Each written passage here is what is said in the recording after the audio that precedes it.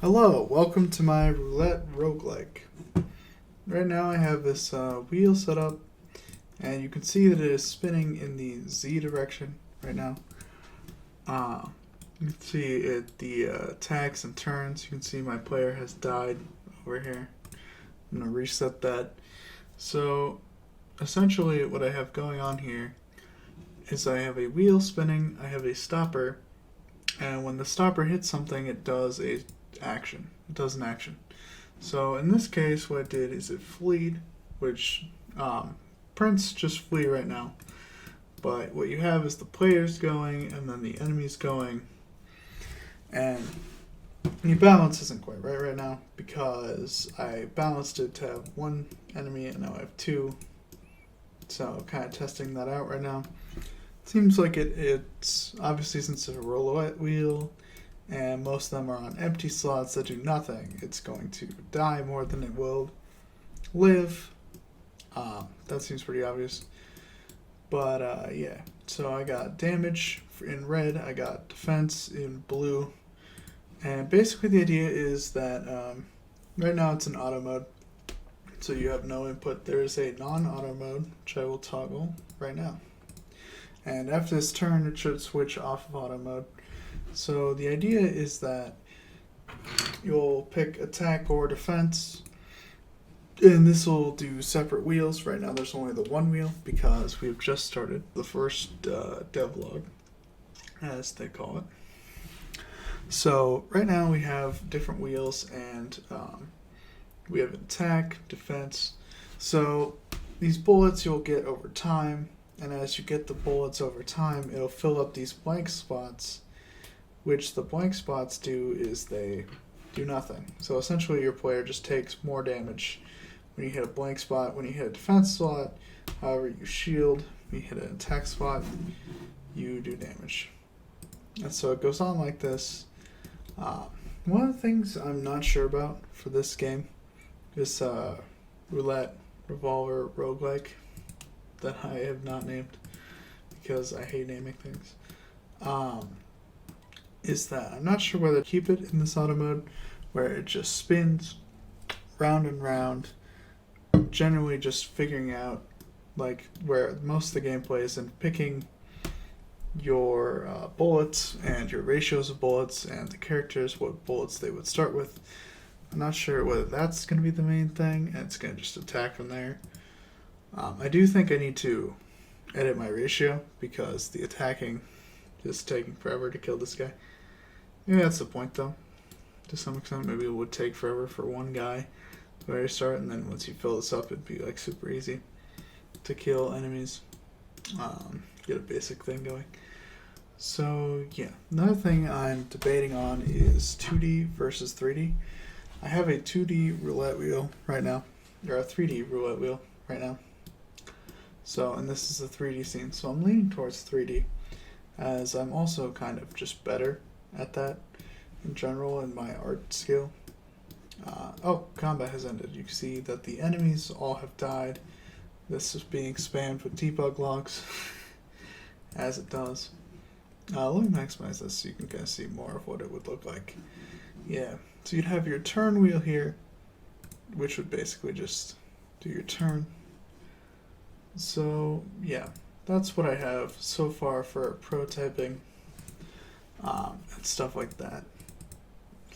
Unlike most, I think, of the dev channels, I'm way more of a coding guy than an art guy. So as you can see, I have a lot of scripts here. One of the ones I want to highlight is these interfaces. I don't think many people talk about interfaces or use them much, so I wanted to bring them up. So essentially I can define certain variables and things, and I can then go in and just use the same architecture to do different things. Like this calls the run action. So essentially when I go in here, I get slices. Yeah, I can go in here and I can just assign the player for all the slices in my list that need the slices, and I don't have to do it manually every time in the editor, which would be annoying. So yeah, that's the main thing I kind of wanted to show off. Also this INPC object, which there it is. There we go. Which has damage, turn duration, turns, dies, stuff like that. So you can basically to a script, this player and an enemy are indistinguishable. Which you might say, why would I want that? The reason is because then when you have scripts that rely on these NPCs, they can just do their action, like the damage slice I did earlier. Where is it? There we go. So this takes the enemy, which is an NPC object, and does the damage. So if I wanted to, what I could do is I could have an effect where you hit yourself. I could just pass the player into here, and it will act the same, and I will not have to write a new script for it. I'll just pass it in, and it'll do the damage to himself. So that's a quick overview of the code. I did a lot longer one the first view of this, but yeah. Oh, something I need to show off here is I can change the number of slices. So the main thing is that over time you would gain bullets, and let's say your bullets are over the number of slices, then I can go like this and I can just add more. This 100 is way too many. As you can see, this is basically indistinguishable. These are basically indistinguishable. They're just tinier versions of the bullets, but they're basically indistinguishable. I just want to show off that you could get this insane number. You get an infinite number of slices. I guess it's like 2 million or something is the integer overload, but yeah, so you can change the number of bullets, and then I have percentage-based things, so it auto scales them. You could even reduce your bullets from 8 if you wanted better precision. It doesn't look great right now. I think I'll have to change that at some point. But yeah, you can go all the way down to 6, 4, etc. Yeah, so this is it'll update whenever before combat. So then when we go to combat, it'll spawn him and it'll spawn it in again.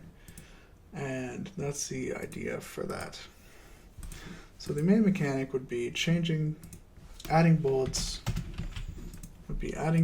to your revolver of different types, filling in these empty slots, and you can see there what I have is for uneven numbers, I just pick randomly because I think that's good for now.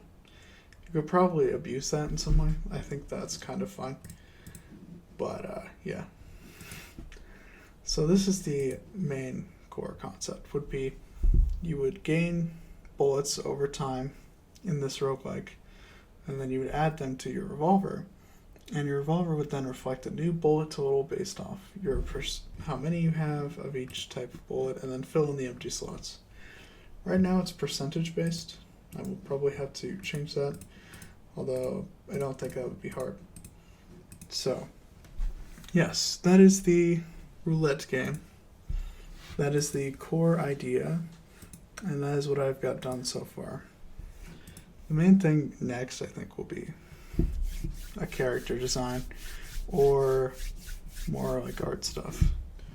Again, let me know in the comments whether you think the auto mode or the attack mode or the normal mode would be better.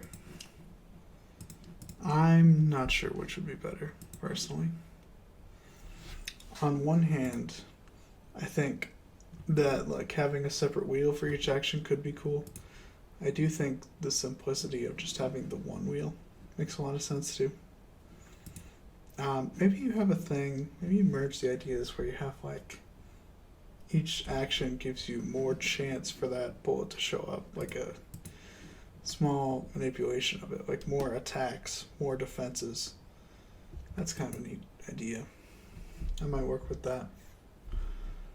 Anyways, thanks for watching. Please check out my other stuff for everything from music to models to anything basically that could be in a game is what I do on this channel.